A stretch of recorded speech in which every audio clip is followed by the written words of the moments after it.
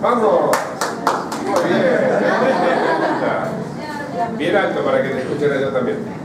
Bueno, quisiera saber qué sucede o qué puede hacer el analista cuando su sujeto analizante le está exigiendo prácticamente resultados o cambios inmediatos.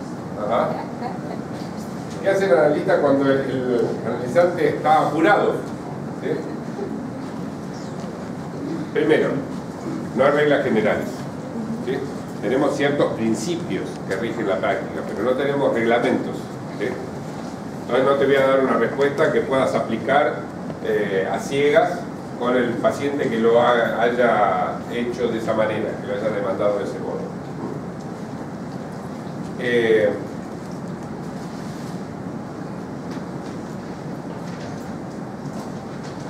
el paciente, el analizante, como le llamamos nosotros, quiera resultados rápidos, ¿sí? Es algo muy bueno. A dos puntas. Por un lado, nos dice que ese sujeto tiene suficiente malestar como para haberse planteado la necesidad de cambiar algo en su vida. ¿Sí? Y ese es el mejor motor con el que contamos para el trabajo del análisis. ¿Sí? Las personas que van a analizarse porque quieren conocerse a sí mismas, porque quieren saber cómo es la experiencia analítica, lo que sea, esas no van a encontrar muchos resultados, porque es como si tuvieran un buen auto sin combustible. ¿Sí? Es necesario tener el combustible es el malestar. Entonces, sabemos que ese sujeto tiene suficiente combustible como para hacer funcionar el auto, y él lo que quiere es que el auto funcione rápido. ¿Sí? Lo que nosotros tenemos que hacer, siguiendo con esta metáfora, esencialmente es mostrarle que el acelerador lo maneja él y no nosotros. ¿Sí?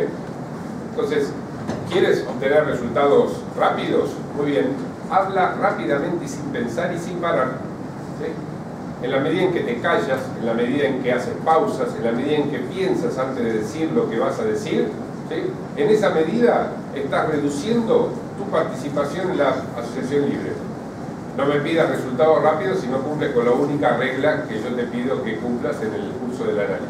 A grandes rasgos, yo diría que esa es una buena estrategia como para pensar. No en el sentido de decirle, cálmese usted, tenga paciencia, de aquí a 20 años lo curo. ¿Sí? No ese es el objetivo, todo lo contrario, es decirle, me parece muy bien, estamos de acuerdo, yo también quiero que usted obtenga los resultados rápidamente, entonces, ¿qué tal si habla sin parar? Lo responsabilizamos. ¿Está? Es en general lo absolutamente intolerable que tenemos los analistas. Vivimos responsabilizando al sujeto. No quiere decir que no tengamos responsabilidad nosotros, ¿sí? Pero la responsabilidad del analista pasa por otro lugar. ¿Sí? Sobre ese tema estudié, investigué hace muchísimo tiempo, es muy interesante, pero ya nos alejaría un poco de lo que estamos trabajando aquí. Pero yo diría que eso es un criterio, un principio como para tener en cuenta. ¿Sí? Que el analizante esté apurado por los cambios, muy bien, pero que no se olvide que el que regula el acelerador si tiene combustible es él. Bueno, ¿alguien más quiere hacer antes de avanzar otra pregunta más? ¿Otro comentario? ¿Crítica? ¿Crítica? ¿Me creen que me gustan las críticas? Todavía no hubo muchas, ¿eh? ¿No? Bueno, sigo. Espero que se inspiren después. ¿Escuchan bien entonces así? Bien.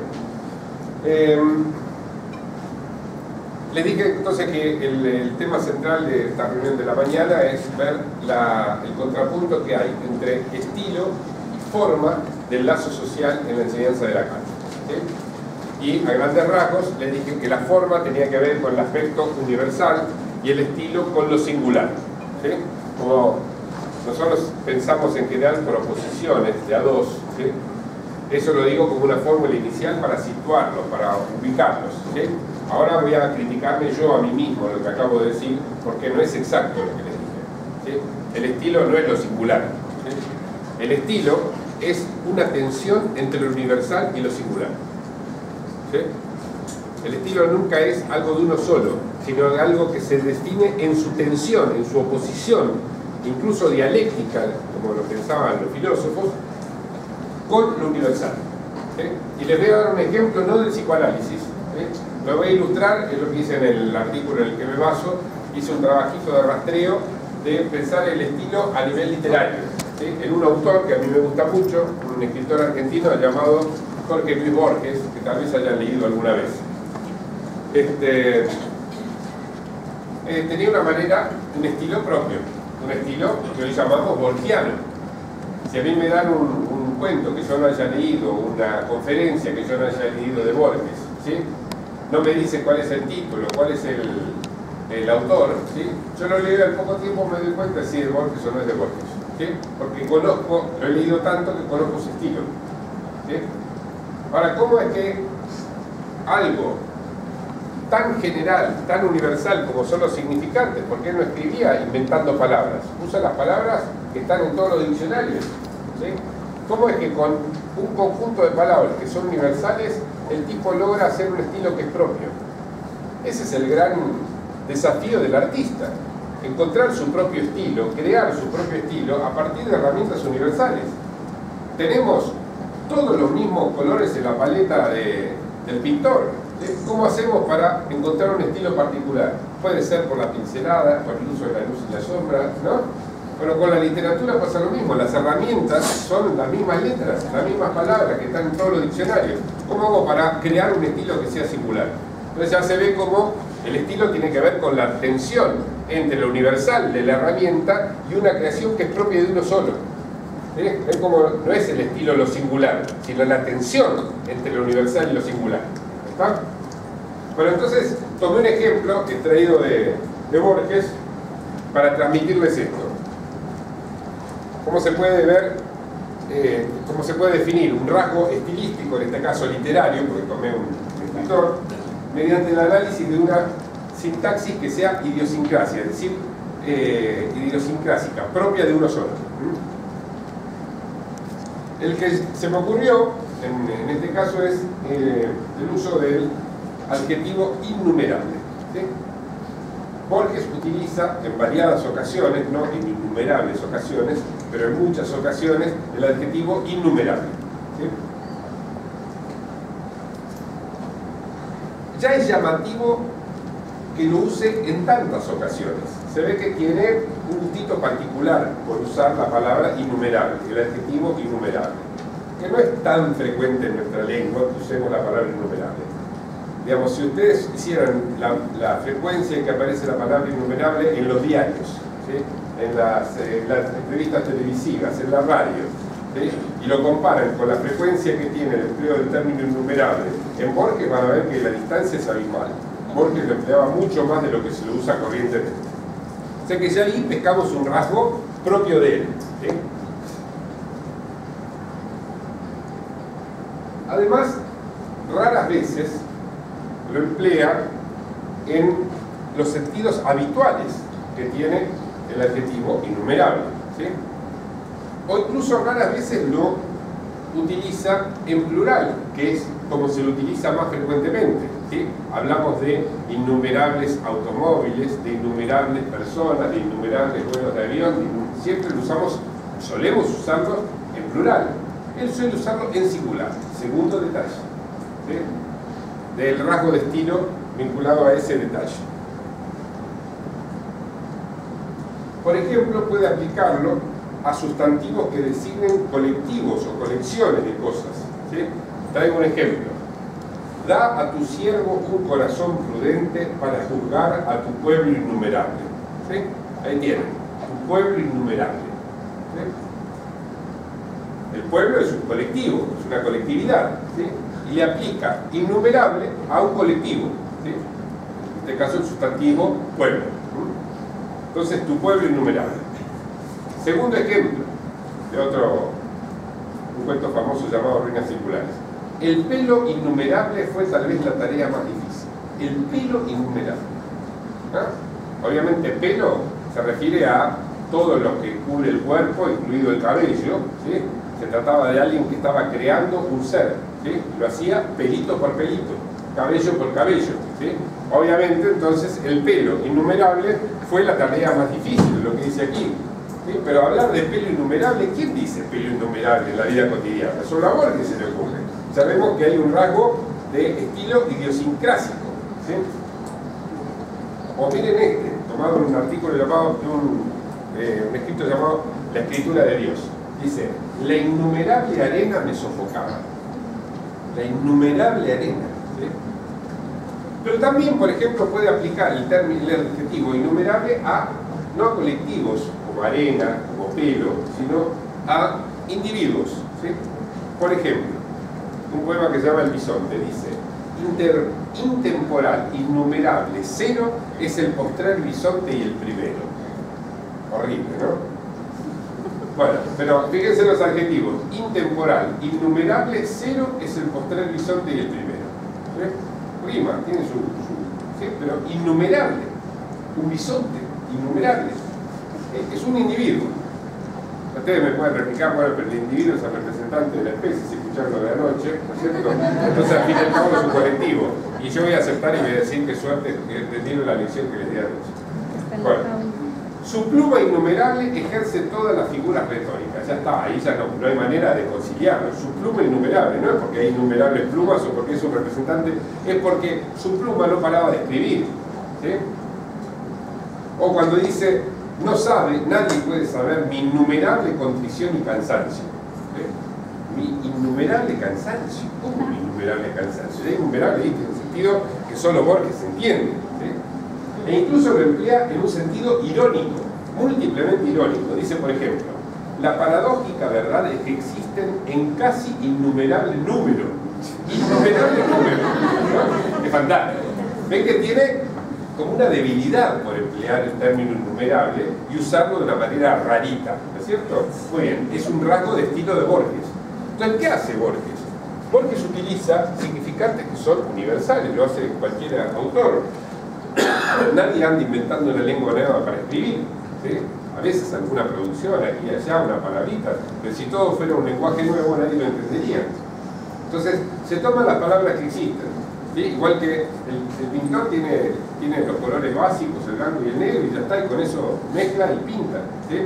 Pero hacerlo de cierta manera es lo que le otorga esa idiosincrasia, ese carácter que lo hace único, ¿sí? Entonces, el estilo en Borges tiene que ver con estos pequeños detalles.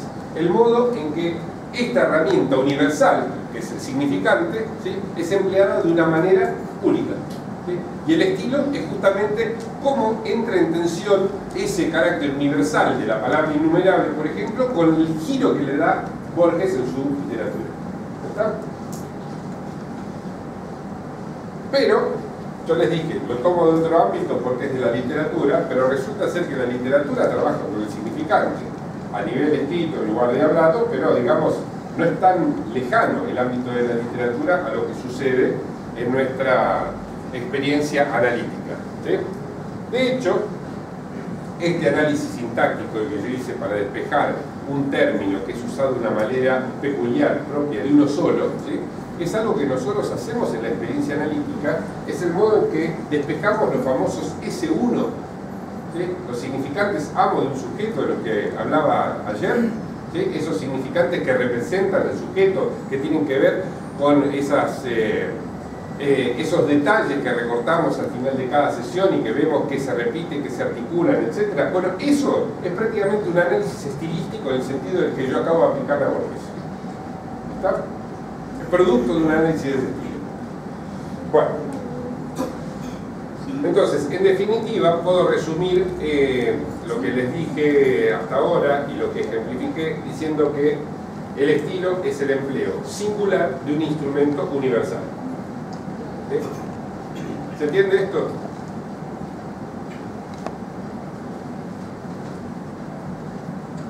Bueno.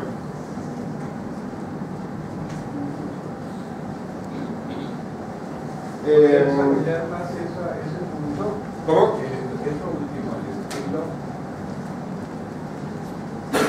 No escucho. No, precisamente no se escuchó muy bien. El estilo es... No llegó el micrófono, ¿no? Bajé el volumen. El empleo singular De un instrumento universal. El instrumento es el significante, la palabra, es el lenguaje, las letras, ¿sí? Ese instrumento universal, ¿sí? Lo empleamos de una manera singular. ¿sí? O sea que el estilo tiene que ver con un uso, con un empleo, incluso con una selección de los materiales empleados. ¿Quedó claro con el ejemplo de Borges? ¿Sí? Bueno, avanzo entonces.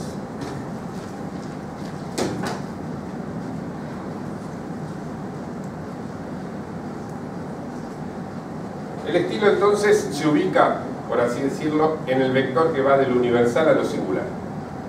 ¿Está? Ahora les voy a hablar de lo singular, ¿sí?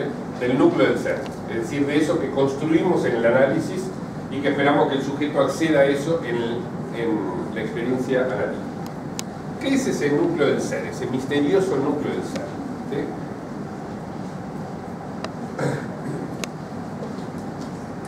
Freud lo define con 3 características ya desde la interpretación de los sueños, que es de 1899. Así que miren qué vieja que es esta articulación. Nadie lo puso en tela de juicio. Lo único que Lacan al final de su enseñanza hizo fue decir, quizás con eso no hay que terminar identificándose, sino arreglándoselas todo, que no es lo mismo que identificarse. ¿Sí? Pequeña variante. Y le dio un nombre nuevo a ese núcleo del ser, pero sigue siendo lo singular. ¿Sí? ¿Qué carácter tiene eso que Freud llamaba el núcleo del ser? ¿Sí? Es un carácter triple. ¿Sí? Tiene tres características que lo definen de manera inequívoca. ¿Sí? En primer lugar, es un querer. Que yo lo llame un querer en el sentido del deseo, del anhelo, de la pulsión, de lo que sea, no me importa. ¿Sí? Esto puede variar según los momentos de la utilización, según el autor, etc., pero es un querer. ¿Sí? Hay una película, ¿no?, que era Las cosas del querer. ¿No? Una película vieja, Las cosas del querer. Bueno, el psicoanálisis tiene que ver con las cosas del querer. Entonces, en primer lugar, el núcleo del ser es un querer, ¿sí? Es decir, una voluntad.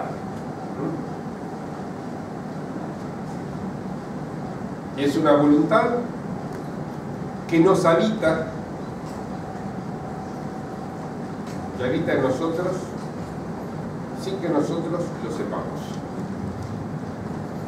O sea, es como una especie de posesión diabólica. ¿Se escucha? ¿Eh?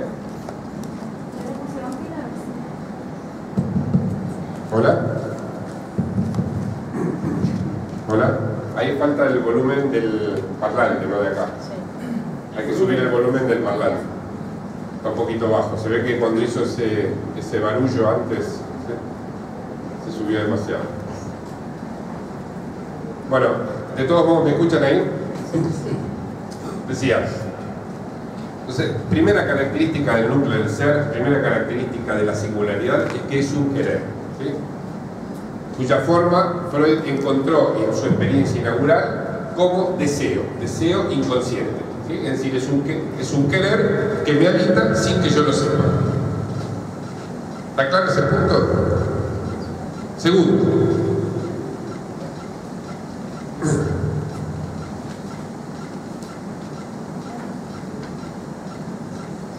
ejerce sus efectos, por ese carácter inconsciente, ejerce sus efectos de manera compulsiva. Es decir, que me maneja a mí, que soy habitado por ese querer, me maneja como es manejado un títere por su titiritero. Solo que en este caso no es un titiritero visible. ¿Sí? ¿Vieron cómo, no?, maneja la marioneta? Bueno, ese querer, esa voluntad, entonces me habita y sin que yo lo sepa. Y por lo tanto, ejerce sus efectos de manera compulsiva.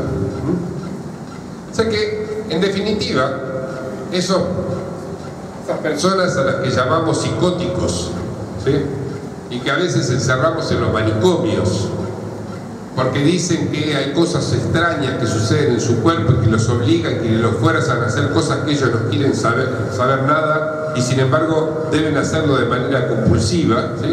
Los psicóticos tienen razón. Simplemente se dan cuenta de eso que los que no son psicóticos no se dan cuenta, ¿sí? Es decir, que todos estamos habitados por una especie de posesión diabólica que nos maneja, aunque nosotros creamos que somos los que manejamos nuestros propios hilos. ¿Está? Entonces, el núcleo del propio ser, tal como lo entiende Freud, es algo así como definir lo que los psiquiatras llamaban una xenopatía, la vivencia de algo ajeno, ¿sí? Pero generalizada. ¿Sí? No solamente los locos tienen algo ajeno que los habita y que los mueve, ¿sí? Todo el mundo lo tiene.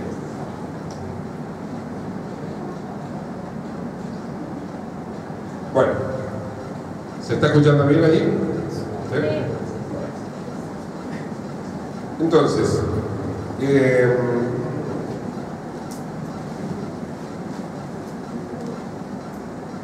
¿cómo se relaciona esto con la tercera característica? Yo dije que eran 3 características, ¿no? Lo del núcleo del ser, ¿sí?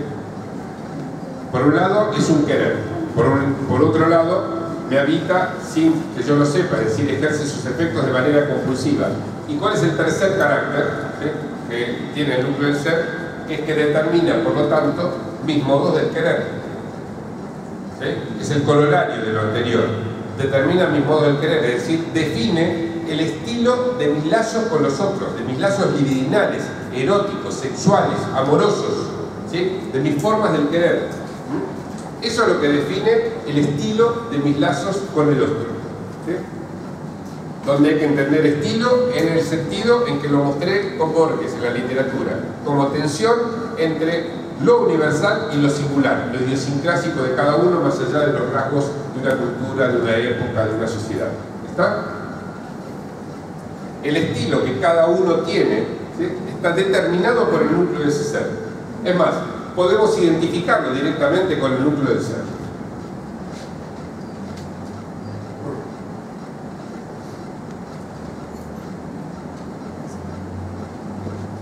Bueno, sin embargo, todo lo que estuvimos discutiendo anteriormente, por ejemplo, acerca del carácter universal de las estructuras, lo que dijimos acerca de Foucault, lo que dijimos acerca del individualismo contemporáneo, acerca del amo moderno, todo eso que dijimos muestra que al mismo tiempo hay un montón de estilos, de lazos, ¿sí?, cómo uno se saluda por la calle, ¿sí?, cómo se besa con su pareja, que vienen determinados por cuestiones de la cultura en la que viven, ¿sí? Es decir, que el modo en que hacemos lazo erótico, sexual, libidinal, amistoso, todas las formas del querer que se nos ocurran, ese modo también está condicionado por ciertas formas universales, formas que son propias de más de uno. ¿Está?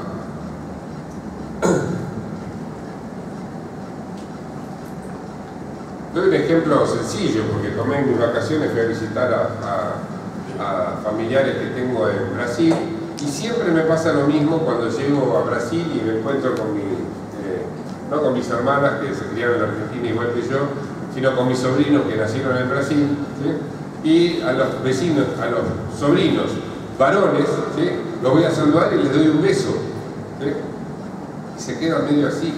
Porque entre hombres en Brasil eso no está muy bien visto. Como que me miran en este sentido medio raro, ¿no? ¿Qué les pasaría si yo fuera ruso, ¿no?, donde se dan besos en la boca, no en la cachete, en la mejilla, ¿no? Ya me pensaría más que raro. Pero es así, son costumbres, digamos, que tienen que ver con el modo en que uno se relaciona. Una fotógrafa, que no me acuerdo cómo, hace como 15, 20 años, se había ocupado de, mientras viajaba por el mundo, sacar fotografías de las filas para tomar los medios de transporte público. Nos mostraba cómo los ingleses tenían unas filas todas ordenaditas, en línea recta, y separadas por 2 metros de distancia uno del otro, y los argentinos estaban todos abuchados y desordenados, así. No sé cómo harán los mexicanos, pero... para tomar, ¿cómo le dicen acá? El camión, ¿no? Bueno, allá le dicen el colectivo. Sí. Sí, pero ese tipo de costumbres o hábitos que se tienen dentro de otras culturas o países tienen su consecuencia dentro del individuo o sujeto. Claro, sí, sí. Individuo o sujeto son cosas radicalmente diferentes. ¿Sí? Es lo que, una de las cosas que mostré anoche, que individuo y sujeto no tienen nada que ver una cosa con la otra, ¿no? Pero sí, por supuesto, claro que tienen sus consecuencias. Existen modos, por ejemplo, codificados de amar, y Lacan los estudió, el modo griego de amar, ¿sí? El eros paidikos, como se llamaba en griego. Eso que hacía que, si por ejemplo, si él era si él era Sócrates, ¿sí? Y no tenía 2 o 3 jovencitos apuestos que tenían relaciones sexuales con él después de ir a escuchar las bellas palabras que decía, entonces no era un buen maestro.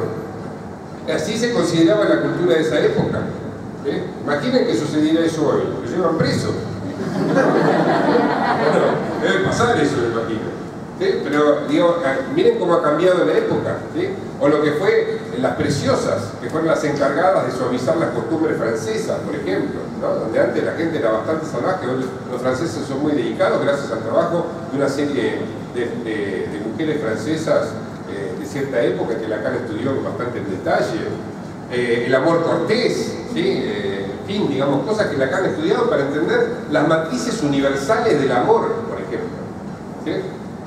¿Por qué tenemos que saber esas cosas? ¿Cuáles son las formas contemporáneas, por ejemplo, del amor? ¿Sí? Para hacer análisis tipo Foucaultiano, Foucault, podemos aprender mucho de él, pero para entender que eso es lo universal y que de ahí nosotros debemos despegarnos para situar qué es lo singular. No deducir de lo universal lo particular, que es lo que hacen quienes creen que primero tiene que estar el diagnóstico para después saber qué hacemos, sino al revés, para descontarlo, separarlo, para no confundirlo. ¿Entienden este criterio? Esto es lo fundamental. Debemos conocer las estructuras universales para no equivocar la puntería, para no errar el blanco, ¿sí? Para no poner en la cuenta de este tipo que viene a verme porque tiene este sufrimiento, cosas que dependen de su cultura, de la época en la que vive y de las películas que vio. ¿Está? Pues las películas, entre otras cosas, masifican la forma en que uno tiene fantasías inconscientes. ¿Sí? Bueno.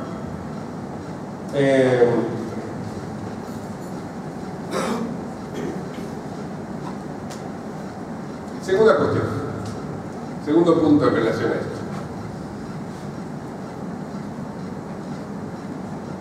Freud, a pesar de que no tenía a mano la noción de estructura, sin embargo hizo grandes descubrimientos de tipo estructural.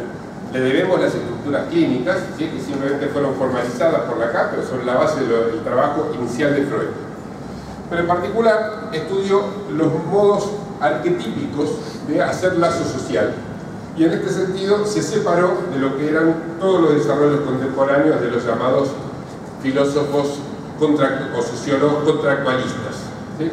Contractualismo en filosofía, particularmente en filosofía política, es la idea de que la sociedad empieza por medio de un contrato. Hay un texto famoso de Rousseau que es el contrato social, ¿no es cierto? Muy bien. Es un contrato que es decir, vamos a otorgarle todo el poder a alguien, el rey, el Estado, lo que sea, ¿sí? Y nos someteremos a ese poder para no estar aniquilándonos entre nosotros, ¿sí? Somos todos iguales, todos salvajes, el hombre es lobo del hombre, ¿no es cierto? Armemos un Estado para no aniquilar la propia especie. Esa es la idea original del contractualismo, ¿sí? Lo que Freud encuentra a partir del análisis de sus neuróticos, ¿sí? No tiene nada que ver con eso, ¿sí? Encuentra más bien que para todo el mundo, ¿sí? Lo que sucede más bien es la creencia de que existe un ser único, particularmente el Padre, ¿sí? Que es distinto de todos los demás, ¿sí? Y que en algún momento deberíamos asesinar en lo inconsciente, ¿sí? El famoso complejo de Edipo tiene que ver con eso, asesinar en lo inconsciente para poder sentir posteriormente culpa por ese asesinato, ¿sí? Y hacer una alianza con los otros y respetar ciertas formas de lazo social. Entonces, la condición de partida de Freud es pensar que el ser humano se forja primero como ser social a partir de que hay uno diferente de todos los demás. Y hay uno que es único, ¿sí? Entonces, los contractualistas, ¿sí? Filósofos, parten de un todos iguales, ¿sí? Y Freud parte de llega a esto a partir del análisis de sus neuróticos, es decir, lo que está en el inconsciente, más bien hay uno diferente de todos los demás. ¿Ah? Eso lo encuentran en el último de los ensayos de Totem y Tabú, lo encuentran en Moisés y la religión monoteísta, lo encuentran en Psicología de las masas y análisis del yo, en todos los textos, por venir una ilusión, todos los textos que uno podría decir que analizan el modo social, ¿sí? Y cómo, digamos, el psicoanálisis en algún sentido tiene que ver con una psicología social, por eso el principio de Psicología de las masas. Bueno, todos esos textos de Freud, que son de lo más rico e interesante, tienen eso en común. Uno diferente, todos los demás parejos, ¿sí? Ejemplo, para que se sitúe. Este esquemita, así, donde tengo 3 o varios circulitos blancos y un circulito negro, ¿sí? Lo puedo utilizar para representar el mito de la horda primitiva, el padre primordial, ¿sí? Y el clan de los hermanos que se juntan y finalmente se lo comen. Deben haberlo estudiado eso, supongo. Es el mito neo-darwiniano que Freud introduce en el final de Totem y Tabú, ¿sí? Cuando estudia la iglesia, ¿sí? En este lugar está Cristo, el único, ¿sí? Y aquí están todos los hermanos en Cristo, identificados a esta figura singular, única. Cuando estructura, por ejemplo, piensa en la estructura del ejército, ¿sí? Aquí tenemos el general en jefe, aquí tenemos todos los soldados identificados con esto, ¿sí? En la misma estructura, cambien lo que tenga que cambiar, siempre es uno diferente, todos iguales. ¿Está? Es decir, es la estructura de un todos con una excepción. Y esa excepción es única, ¿sí? Es un fuera de serie, como Cristo respecto al resto de los mortales, como el general en jefe respecto de la masa de los soldados, como el Urfater, el padre primordial, respecto de los otros orangutanes hijos. ¿Está? ¿Se entiende la cuestión? Es siempre la misma estructura, uno diferente, todos los demás iguales, identificados entre sí.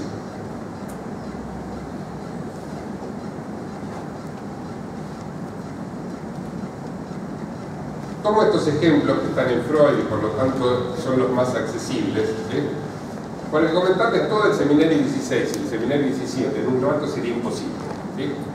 Lo que les quiero decir, para que ustedes después lo puedan leer, lo puedan estudiar en detalle, es que del mismo modo en que Freud hizo este trabajo para entender la relación entre un singular y un todos iguales que están identificados entre sí, Lacan hizo lo mismo para ver el lazo social, qué formas podía tener su estructura, ¿sí? Y encontró que hay solamente 4 estructuras del lazo social independientes entre sí, que hay solamente 4 matrices, 4 moldes en las cuales se vacían las formas del lazo social entre los sujetos. Inclusive algunas de ellas están datadas históricamente, ¿sí? Es decir, han tenido su origen en el siglo XII, por ejemplo, un discurso llamado el discurso universitario, ¿sí? En el siglo XX prácticamente, fines del XIX, el discurso analítico, que es uno de los 4 discursos, ¿sí? ¿Se entiende? O sea, hay momentos en los cuales se ensambla un modo de hacer lazo social que es general, que va más allá de ti o de mí, de mi singularidad, ¿sí? Y todos los modos de lazo social son reducibles a esos 4. ¿Está? Voy a poner aquí los nombres.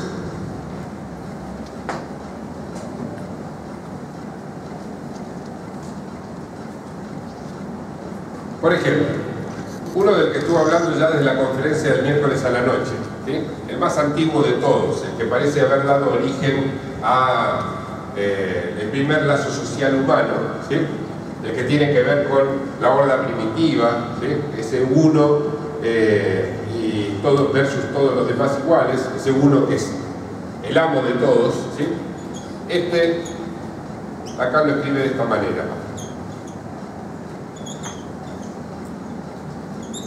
Esto es una flechita, ¿no? Le voy a explicar lo que quiere decir esto.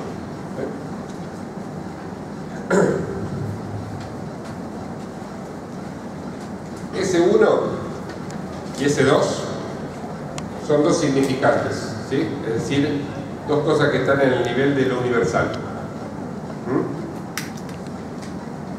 Ese tachada es el sujeto, ya lo vimos aquí, vacío. ese que se produce por hornadas, ¿sí? De a miles, de a millones, a partir de definir la posición S1, S2, que es incluso calculable y manipulable. En las elecciones de la publicidad, de las campañas electorales, se puede manipular la posición del sujeto, es calculable, objetivable. Y lo que no es objetivable ni calculable, ¿sí? Se sitúa aquí. Lo singular, para en la época en que estaba hablando de los discursos, en la época del pueblo francés, ¿sí? Esa A minúscula es la X que teníamos aquí, ¿sí? El núcleo del ser. En esa época Lacan lo llama A minúscula, ¿sí? Objeto A, se lo llama. Entonces, ¿qué quiere decir esta formulita? Que ahora ya ven la relación que tiene con las cosas que puse aquí en el triángulo, ¿sí? Quiere decir que hay un significante que representa al sujeto ante el otro significante. Ese es el ejemplo de la elección que les daba ayer a la noche, ¿sí? Cuando hablábamos de la elección. Por ejemplo, con los equipos de fútbol o con lo que sea. Y el resultado de eso es la producción de un modo singular de gozar. Entonces, el sujeto efectivamente está determinado, ¿sí? Por el significante. Pero el producto de esa determinación del sujeto por el significante, de todos modos, tiene un efecto que es, por ejemplo, lo de Borges, un estilo singular de gozar de la lengua, de gozar de la palabra, de gozar del significante, ¿sí? De gozar de la vida incluso. ¿Está? Entonces, un significante representa al sujeto para otro significante, pero lo que se produce aquí es un modo de gozar, ¿sí? Que es de uno solo. Este es el discurso del amo. Que es, por ejemplo, una demostración de Lacan. El discurso del amo es exactamente el mismo que el discurso del inconsciente. No son dos diferentes, es el mismo. ¿Sí? El discurso del inconsciente es el mismo. Entonces tenemos el primer discurso, el más antiguo de todos, ¿sí? Donde tenemos este S1, el amo, que produce este modo singular de gozar, definen S1 y A lo que ocuparía el lugar de la X, el lugar del puntito negro en el esquema este. Y todos los que resultan identificados son los sujetos. Un sujeto, otro sujeto, etc. ¿Está? No voy a entrar en los detalles de cada uno de los discursos, simplemente como para que ustedes vean que no hay muchas opciones más que 4. Si en lugar de partir del S1 yo roto estos 4 términos en los mismos lugares, siempre los cambio rígidamente, les hago un giro como un cuarto de vuelta, ¿sí? Lo que voy a obtener es, este va a venir a este lugar, lo pongo aquí, este viene a este lugar, lo pongo aquí, este viene aquí abajo, lo pongo aquí, y este viene al lugar que estaba ese, aquí. ¿Sí? Muy bien, eso es otra forma del discurso, que Lacan llama discurso histérico, y muestra por qué este es el discurso del histérico. ¿Está? No voy a entrar en los detalles, lo leen en seminarios 16 y 17. Simplemente les muestro la forma. ¿Cuál va a ser el siguiente? Pongo este aquí arriba. Ahora, un cuarto de vuelta más. Tengo A, y ahora voy a tener aquí S, S1 y S2. Este es el discurso analítico. De este sí voy a hablar incluso hasta hoy a la tarde. ¿Sí? Que tiene que ver con el lazo analítico. Y finalmente, paso este aquí arriba, S2, A, S tachado, S1. Y este es el discurso universitario. ¿Sí? Discurso entonces del inconsciente, discurso de la histérica, discurso del analista, discurso de la universidad. Primera cuestión, como para que ustedes adquieran cierta dimensión del hecho de que aquí, por más que yo les diga, yo tengo práctica psicoanalítica, les hablo de psicoanálisis, ¿sí? Ustedes aquí lo que están recibiendo es discurso universitario, ¿sí? Y del discurso analítico poco saben. ¿Por qué? Porque el discurso analítico transcurre en otra dimensión, otra relación entre los significantes S1 y S2, ¿sí? No porque no se pueda hacer en este lugar geográfico de la universidad, ¿sí? Porque perfectamente alguien podría decirme alguna cosa y yo interpretar, sacar un detalle y cortar su discurso en ese punto y que eso le funcione como interpretación, aunque estemos observados por 100 personas y estemos dentro de un ámbito llamado la universidad. No es un problema geográfico, ¿sí? Que algo sea, no es que el psicoanálisis ocurre solo en el consultorio y tirado en el diván y el discurso universitario solamente en las 4 paredes de un aula. ¿Está? No tiene que ver con una cuestión geográfica o de lugares instituidos, sino que tiene que ver con relaciones significantes. ¿Sí? Yo puedo establecer una relación significante de tipo histérico acá mismo, analítico aquí mismo, ¿sí? De tipo abo, por supuesto, ¿sí? Y puedo llevar a alguien a que se tire en un diván y que hable un montón de cosas y seguir ejerciendo el discurso del amo o el discurso universitario dentro del consultorio. ¿Sí? Es ver, digamos, lo que define que estemos dentro del discurso universitario o del discurso analítico o del discurso amo o el discurso histérico es cómo se relacionan entre sí S1, S2, S tachado y A minúscula, o lo singular, si quieren, para generalizarlo, porque A minúscula es la X en un momento de la enseñanza de la K, no en todo el tiempo. Si quieren, en lugar de A minúscula pongan la X y eso va variando, digamos, el nombre que toma lo singular en la K va variando con la época. Esto es en la época de fines de los 60, principios de los 70. Bueno, entonces, si volvemos al problema general del estilo que les decía, al problema general del estilo, ¿ustedes se acuerdan la frase de 1938 que decía Lacan? El efecto más notable de la doctrina analítica es descuidar la estructura en beneficio del dinamismo. Y yo les retraduje eso en términos del triangulito diciendo que si yo achaco a lo singular cosas que son universales, estoy errando el tiro.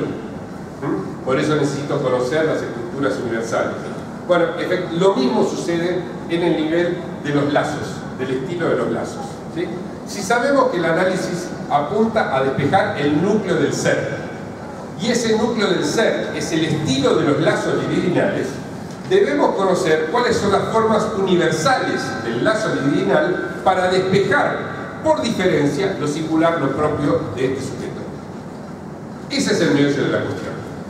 Por eso es que Lacan se pone a estudiar las formas universales del discurso, los estructura, los estudia en detalle, ¿sí? No para decir, ahora debo encasillar al sujeto en tal o cual estructura discursiva, sino más bien para entender que siempre está en alguna de las 4 estructuras discursivas, ¿sí? Saber en cuál está, para no confundir qué es lo singular, lo propio de él, sino que depende de esa estructura universal, y no confundir mi puntería, no errar el tiro. ¿Entienden esta lógica del asunto? Lacan no es estructuralista, como se lo decía en una época, no es estructuralista porque le importe hacer análisis estructural, que es lo que le importaba a Lévi-Strauss, lo que le importaba a Saussure, lo que le importaba a un montón de gente que se dedicaban al estudio de las estructuras en sí. Lacan despeja las estructuras para no equivocarse, porque lo que interesa despejar el análisis es lo no estructural, sino lo singular, es decir, lo que está siempre en tensión, como en excepción, a contramano del universal. Hoy a la tarde voy a hablar específicamente sobre ese lazo social llamado discurso analítico. Les voy a dar más detalles de ese, digamos, porque es el tema del seminario. Eso apunta todo lo que estoy diciendo desde que llegué aquí a Culiacán.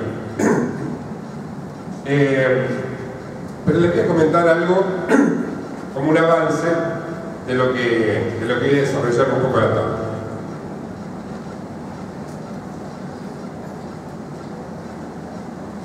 Hay un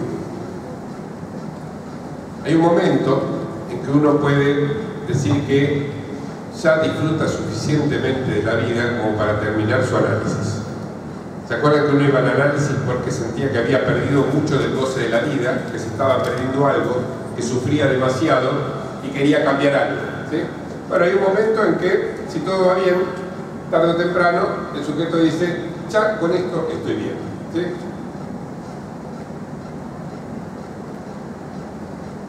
En algunas ocasiones nos cuentan, esas personas que terminaron el análisis, nos cuentan en qué ha consistido ese cambio desde que entraron hasta que salieron. Y cómo hicieron además para terminar el análisis, porque una vez que uno entra no es fácil salir. ¿Sí? ¿Por qué no es fácil salir? Porque ese estilo que tenemos de relacionarnos con cualquier otro, también lo aplicamos con el analista. Es decir que la dificultad la vivimos también con el propio analista. Entonces hay que resolver el problema que tenemos con nuestros parteneros en la vida cotidiana y también con el analista. Y a veces lo más difícil es terminar de resolver justamente con el analista la dificultad que nos causa el estilo de nuestro lazo liminal, es decir, el núcleo de nuestro ser. Entonces, supongamos que alguien lo hizo, terminó su análisis y nos cuenta todo esto, ¿no? Entonces nos cuenta así: mi análisis fue así, empecé porque tenía un síntoma así, y luego tuve estas interpretaciones y luego estas construcciones y finalmente llegué a terminar mi análisis más o menos de esta manera, ¿no? Si nosotros escucháramos lo que esto se llama un testimonio del análisis, ¿sí? Particularmente del final del análisis, cómo se terminó, cómo se llevó a cabo hasta su fin. Si nosotros escuchamos ese testimonio de un análisis y vemos que encaja a la perfección en la teoría psicoanalítica con la que contamos hoy en día, yo desconfío de que ese haya sido un verdadero final del análisis. ¿Por qué? Esta es una pregunta que yo les lanzo ahora. ¿Por qué habría que desconfiar de un análisis que viene en su testimonio a ratificar toda la teoría psicoanalítica? ¿Me pueden explicar? A ver, ¿quién? ¿Se identificó con el analista? Sí, podría ser, pero qué sé yo. Capaz que está bárbaro que se identifique con el analista. A veces es lo mejor que puede hacer alguien. A veces es lo peor también. No, ¿por qué estaría mal, digamos, que un análisis viniera a corroborar punto por punto todo lo que se ha utilizado en el psicoanálisis hasta el momento? Y está verdaderamente mal, ¿eh? A ver. Tal vez porque quisiera mostrar el semblante de que pues está relativamente bien. Porque quiera convencer al público. No, pero dejemos eso, podría suceder eso. Pero supongamos que no es que quiera hacer proselitismo y convencernos de eso, sino que es auténticamente esa persona está convencida de que sí terminó su análisis, no es porque nos quiere convencer a nosotros, ¿sí? Y nos cuenta todo ese análisis y me dice sí, porque el fantasma, el significante 1 y el